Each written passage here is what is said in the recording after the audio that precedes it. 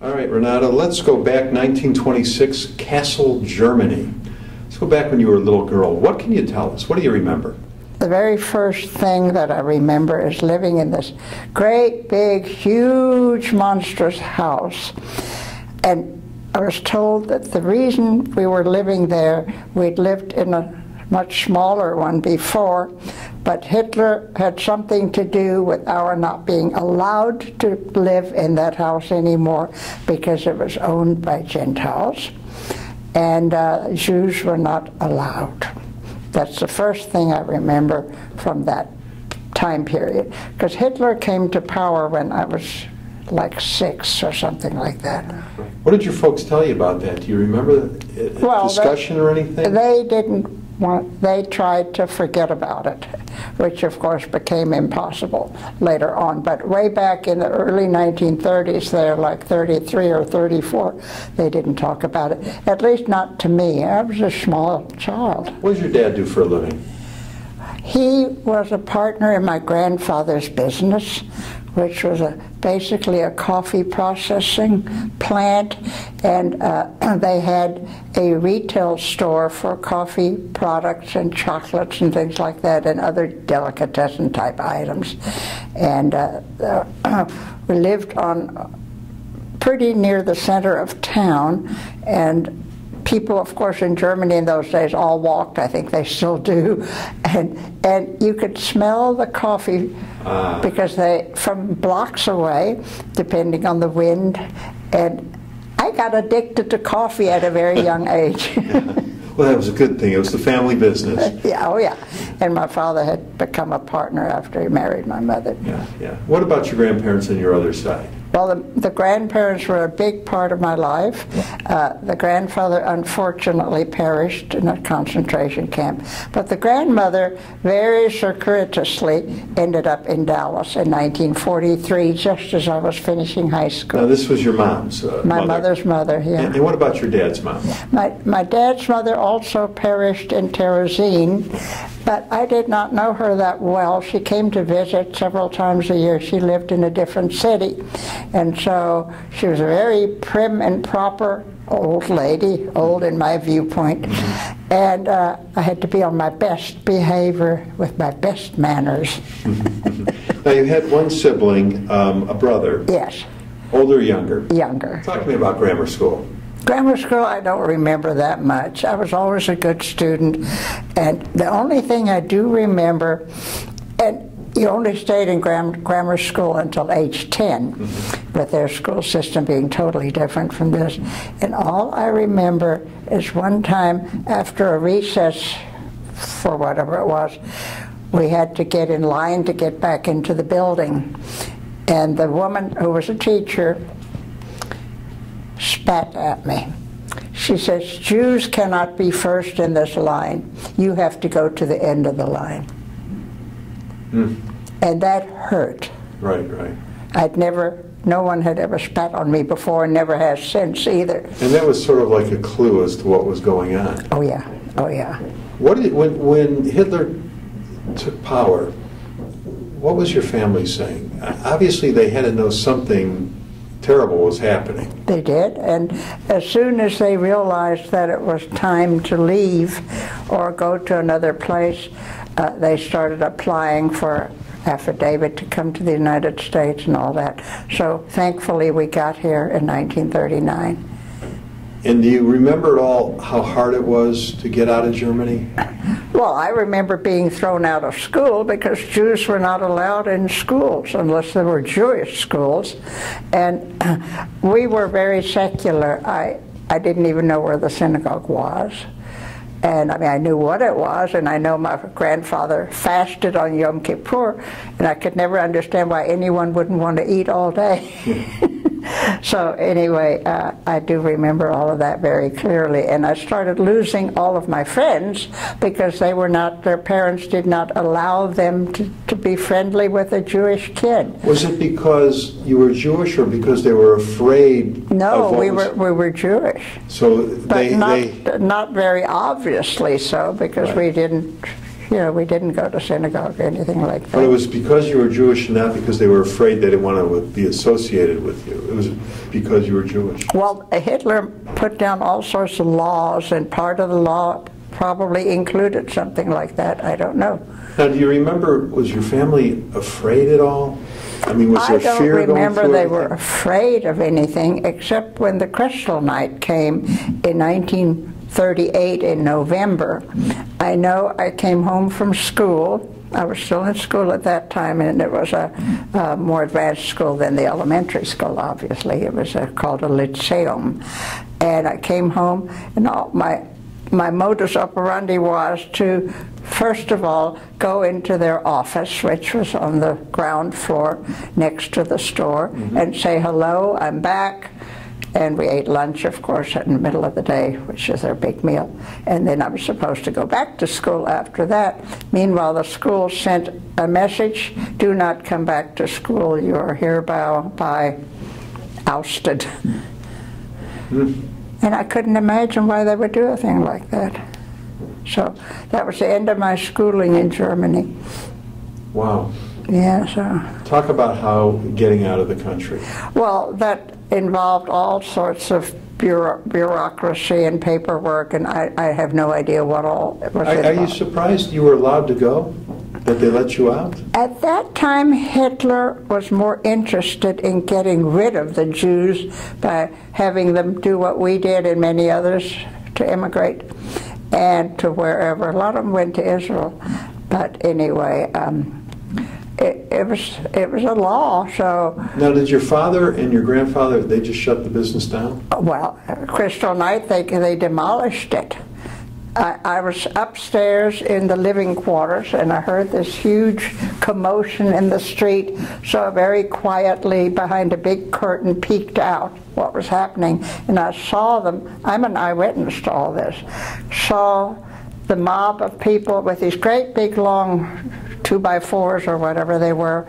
I'd say the length of a table at least, maybe longer, I don't remember for sure. And they bashed in the plate glass windows of the retail store. And there were 2 coffee roasting machines in the window, and in the daytime they had a little man at each one operating the roasting machine, and that was part of their advertisement, I guess, for the coffee. So I remember them doing that and looting everything lootable out of the store. There was nothing left. The next day I went down into the store and looked. Meanwhile, it was boarded up so that at least no other people could come into the house that way. And it was something I will never, ever forget. And at that time I was 12 years old, so, I have a pretty good memory of that. Did any of the German people that you knew, did any of them show any compassion towards you or your family? The house is a huge, huge house. Parts of it were rented to renters. It belonged to my grandfather. And so there were tenants that had been in the house for many years, and especially one couple was very, very helpful and said, look, whatever we can do for you, we'll, and I'm sure they helped in some way. I wouldn't know what, though. And those were the people I remember, and I do remember that during the big bombing during World War II, the city was 85% ruined, and they were killed in the bombing. And I felt so bad that these lovely people died, all on account of Hitler. So now your family, desperately, it's time to go. Eventually we got out, and you see, all our assets were confiscated at that point. We had to turn over everything, any jewelry, gold or silver, all accounts, bank accounts, absolutely everything, but we were allowed to prepay our voyage to America. And we were allowed to use money to buy the steamship tickets for as far as New York.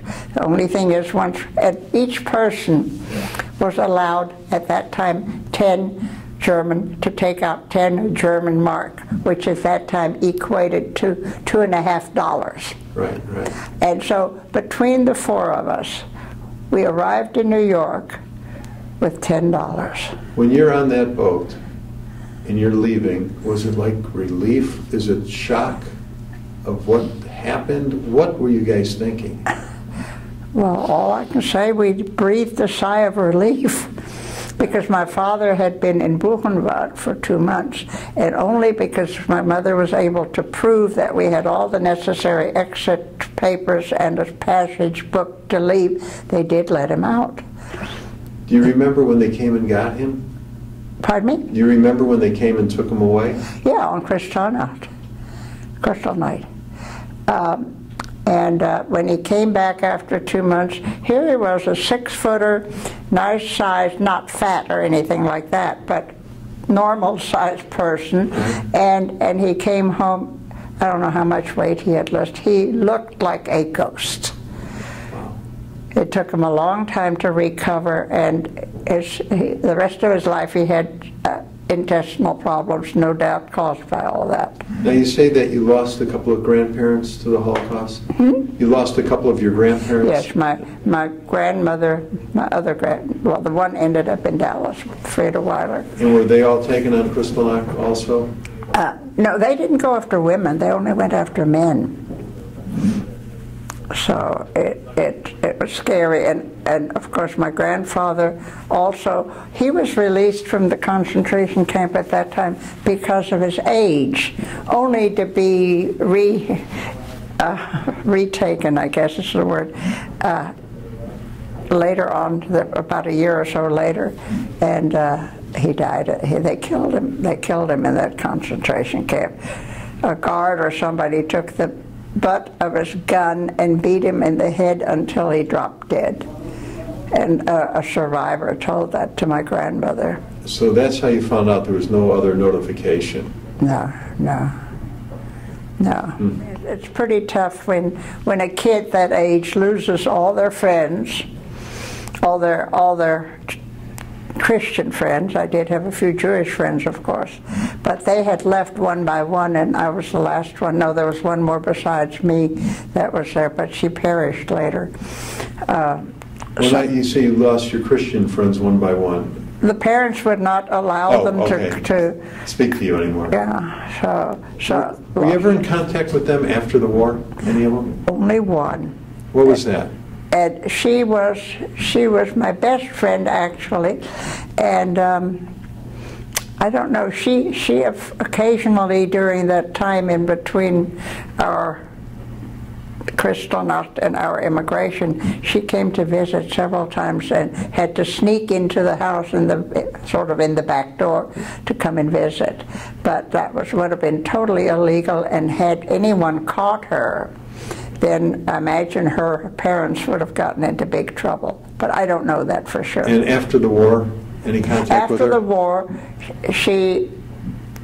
I wrote to her, and somehow or other, even though the city was all bombed out, she got the letter, and we started corresponding for a number of years, and she ended up becoming a librarian in another city, and then I lost track of her after that. She moved away from Kassel. In those letters, did she have any thoughts about the war? No.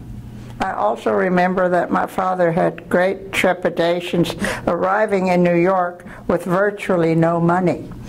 And I found a letter recently in it, a part of a letter only. He was worried because he thought maybe we'd have to sleep on a park bench in Central Park that first night or two. But there were Jewish committees in place in New York and all over the country already, and they came and helped us, and they arranged for us to stay in a small apartment for a week. So we spent a week in New York before we got enough money together to come to Dallas. And we came by Greyhound bus. And that was an ordeal in itself, because, you know, no food. You had to stop at various bus stops and hop in and buy whatever, a weenie or a hamburger or something. Yeah. But we had no money. But there was a very, very wealthy, very distant relative who'd been in this country since the 1880s and made a fortune. And even though he was remotely related, he lent my father the money to get ourselves as far as Dallas. But he was a businessman. He made my father write a note payable to be repaid in installments starting at some later date, plus interest. Right. He didn't need the money. He was. Yeah. Well, I bet your dad was glad to do it. Oh, he was delighted. Yeah. Oh, and one time he was late in making a payment, and I think I still have it, a scathing letter that you have to learn to honor your debts. Yeah. And my father would have been the last person not to pay his debt, because he ended up becoming the CFO at the Pageboy Manufacturing Company here in Dallas. Now, why Dallas? Why Dallas? Because my parents' close friends were already here. They came from a different city. My father had been childhood friends with these people, inseparable basically, and the grandmothers were very close too after they became widows. And things got tight in the Nazi period, and they moved in together into an apartment. And so they were roommates for a number of years. The only trouble is my grandmother did not survive. Their grandmother eventually ended up hiding in Holland. So anyway, she came to Dallas too, the old lady. So what was it like when you first came to Dallas? What were you thinking? Well, all I can really remember, it sure was hot. Of course, we didn't have the clothing for that sort of thing, so we sweated a lot. But there were several Jewish organizations in Dallas that helped us tremendously.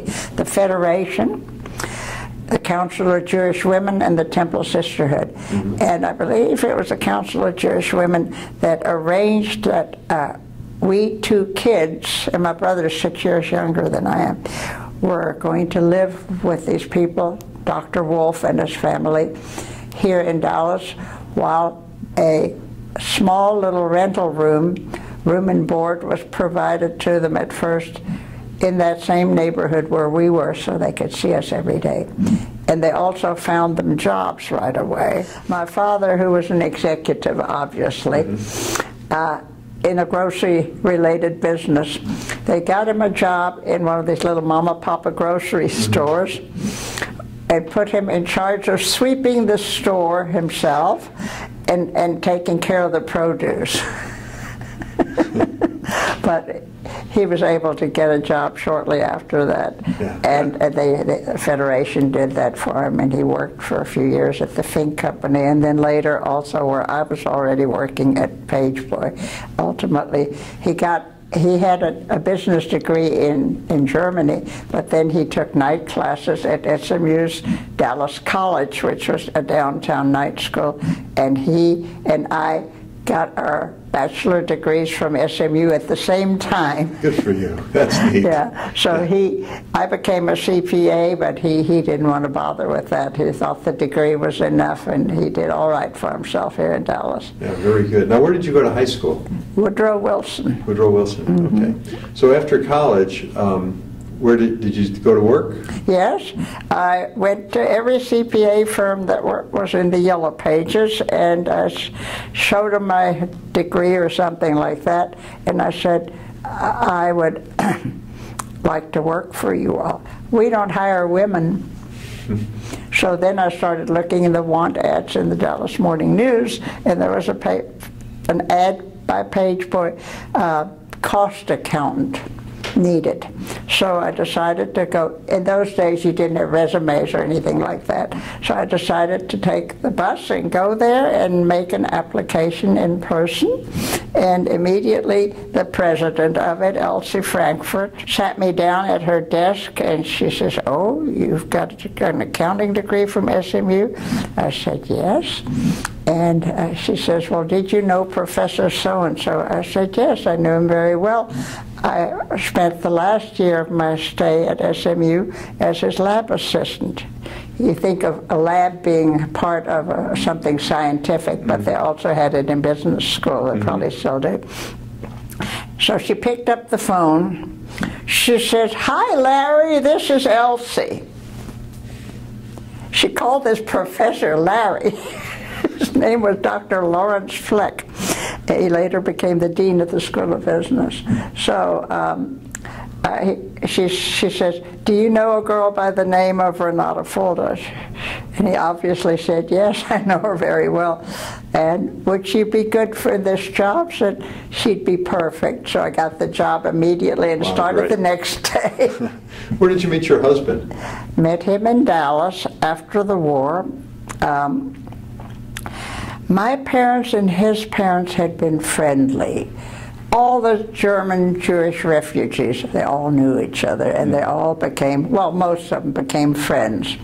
And in those days, Dallas was a different place than it is tonight. Sunday afternoons, whether you were Jewish or Gentile or whatever you were, was visiting time. You would go to somebody, you'd call first and say, "Is it all right? Are you going to be home? We would visit this afternoon." Every Sunday afternoon, ritual. And it turned out that the Kahn family and my family were all amateur musicians. Mrs. Kahn, Gertrude Kahn, was a wonderful pianist. My mother had studied at the Frankfurt Conservatory, and she was a pianist. I mean, all, of course, amateur, not professional. And my father was a wonderful cellist. So they started playing music together. Really soon after, well, the Kahns came a little later than we did, so probably a year or so afterwards.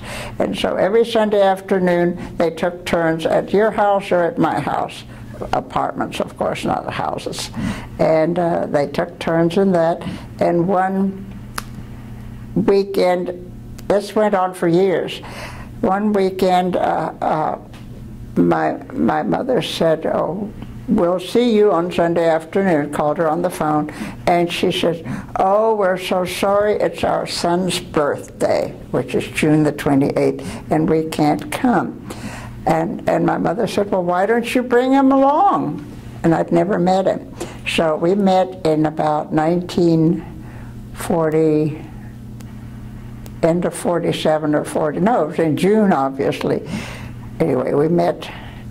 Well, a year later we got married. Right. 64 years, 2 days from now, from the time we taped. Exactly. Yeah, that's great. Tell me about the Jewish community now for you. Well, they really, their outreach to us was excellent. And like I said, they helped my parents find jobs. My mother was a wonderful seamstress. She made all my clothes because she loved to sew. And she had never used a power machine, which is a different animal than a regular sewing machine that you use at home. Because they go zzz, zzz, zzz, zzz. You could lose a few fingers if you didn't know how.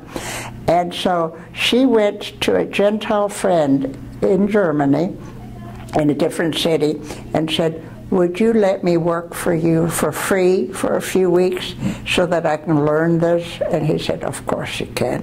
And she went all the way to another city, Essen, which is quite a distance from where we lived, and none of us looked very Jewish anyway, so it didn't matter. Otherwise it would have been a terrible catastrophe, I'm sure. So she spent 6 weeks in Essen learning how to use a factory machine like that. And so when she got here, she knew how. And of course, everybody in Dallas knows the name Wadel, Reba and Ernest Wadel. Reba was killed in a plane crash at Love Field. Anyway, they befriended us, and so did a number of other prominent people here in Dallas. Like, we kids were going to be going to Sunday school at Temple Emmanuel Sunday School. Temple Emmanuel was in South Dallas, we lived in East Dallas, and we did not own a car. So someone arranged that the Tobian family and the Jacobus family, who lived on Swiss Avenue in beautiful homes, would take us to Sunday school every week. And I'm still good friends with Ann Folds, who was one of the Jacobus kids. And so that, and other parts of the Jewish community really stepped up and helped us in every way they could possibly. Are there any organizations that you've been involved in? I'm still a life member of National Council of Jewish Women, and I belong to the Sisterhood, Temple Emmanuel Sisterhood. The Jewish community, have you noticed it grow over the last few years? Oh, absolutely. I know we're pretty observant when it comes to going to temple, and I've noticed their membership has increased. Oh, unbelievable.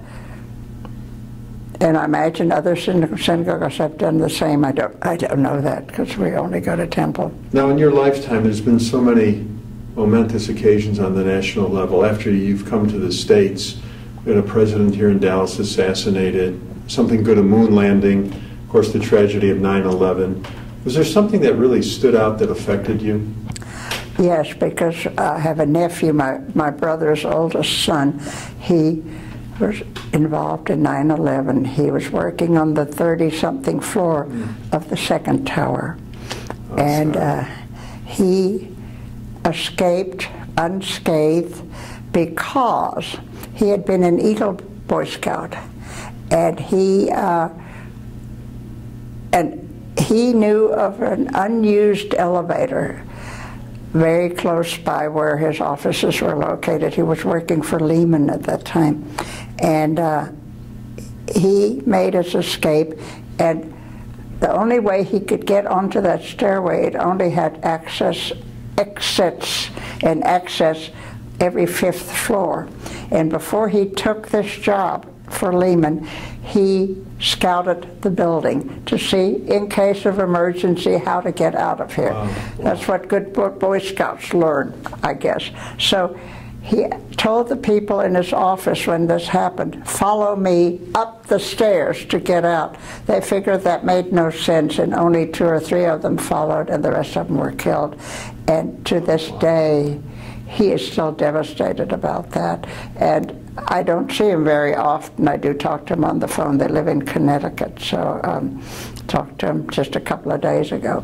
Well, you and Carl had 3 children together. They were all girls. All girls? All 3 girls, okay. Right. The oldest one died of cancer 10 years ago. What advice would you want to leave to the next generation?